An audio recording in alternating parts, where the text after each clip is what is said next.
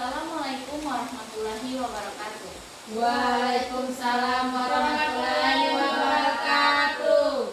Baik, terima kasih kesempatan yang telah diberikan kepada kami. Di sini saya sebagai moderator dari Kak Nurul Hidayah Pologi yang akan memberikan sedikit penyuluhan mengenai kesehatan reproduksi pada remaja. Sebelumnya perkenalkan, nama saya Febriani Rasid. Baik, untuk mendengarkan materi, saya persilakan kepada Kak Nurul. Waktu dan tempat dipersilakan. Baik, terima kasih moderator. Perkenalkan, nama saya Nurul Hidayah Pologi. Saya di sini akan membawakan materi tentang kesehatan reproduksi pada remaja. Masa remaja merupakan salah satu dari periode perkembangan manusia. Masa ini merupakan masa perubahan atau peralihan dari masa kanak-kanak ke masa dewasa yang meliputi perubahan biologis, psikologis, dan sosial.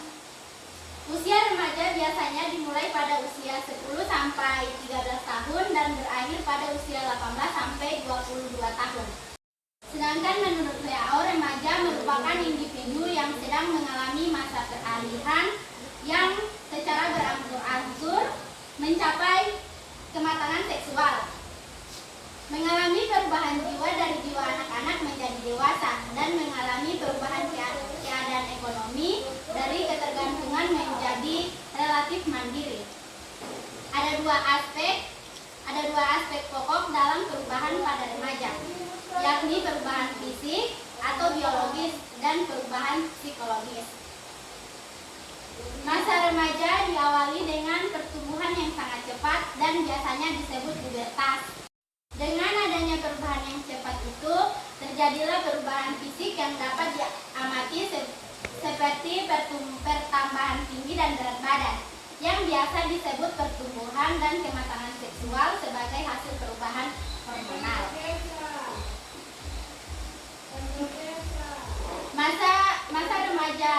Masa remaja adalah masa transisi antara masa kanak-kanak dan masa dewasa. Masa transisi seringkali menghadapkan individu yang bersangkutan pada situasi yang membingungkan. Di satu pihak masih kanak-kanak dan di lain pihak ia harus bertingkah laku seperti orang dewasa.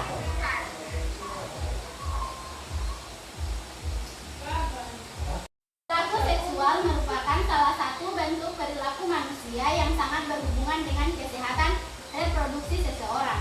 Secara umum terdapat 4 faktor yang berhubungan dengan kesehatan reproduksi, yaitu faktor sosial ekonomi dan demografi. Faktor ini berhubungan dengan kemiskinan, tingkat pendidikan yang rendah, dan ketidaktahuan mengenai perkembangan seksual dan proses reproduksi serta lokasi tempat tinggal yang terpencil.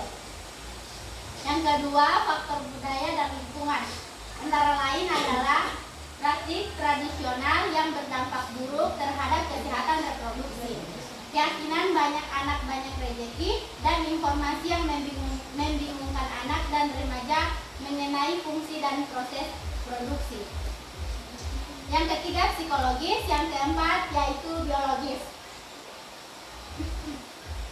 Satu upaya yang bisa dilakukan untuk menekan angka-angka tersebut adalah dengan melakukan edukasi kesehatan mengenai cara perawatan organ reproduksi, edukasi mengenai perkembangan remaja saat pubertas, edukasi kesehatan mengenai dampak pornografi, edukasi kesehatan mengenai kehamilan tidak diinginkan dan aborsi, edukasi kesehatan mengenai HIV atau AIDS dan infeksi menular seksual, serta edukasi mengenai pendewasaan usia pernikahan dan melibatkan peran pemerintah, orang tua, dan juga perbro.